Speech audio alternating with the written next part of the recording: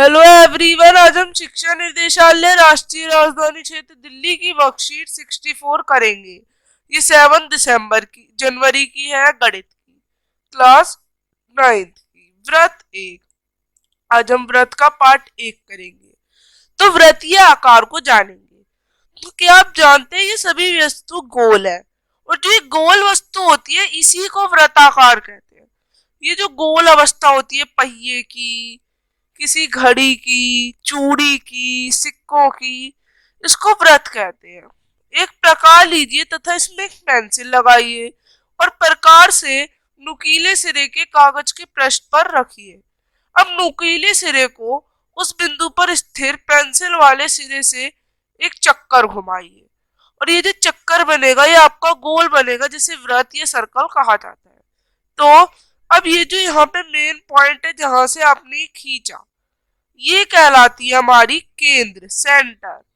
और ये जो इसका आधा होता है जिससे आप खींचते हैं, आप एक पॉइंट से खींचते हैं ना, इतना खोल लेते हैं कितना भी इधर तक और खींच देते हैं।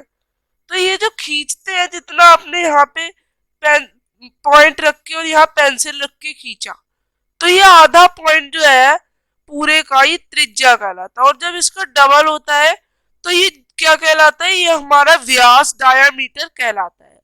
और यदि आप कोई और पॉइंट सर्कल में जैसे ऐसे ऐसे ऐसे कोई भी अगर आप खींच दें तो ये हमारे कहलाते हैं क्या, जीवा, जीवा कहलाते हैं, कोड। तो ये सब थे हमारे कुछ मेन बिंदु। अब आपको एक बात याद रखनी है, व्यास व्रत की सबसे लंबी जीवा होती है।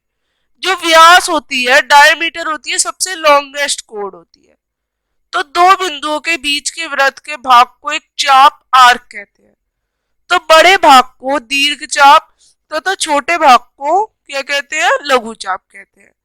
जैसे यहाँ पे हमारी बड़ी आर्क है पी क्यू, इतनी बड़ी, और पी आर क्यू यानी ये वाली आर्क छोटी है। तो इसका जो पूरा बाहर का होता है ये परिधि कहलाता है।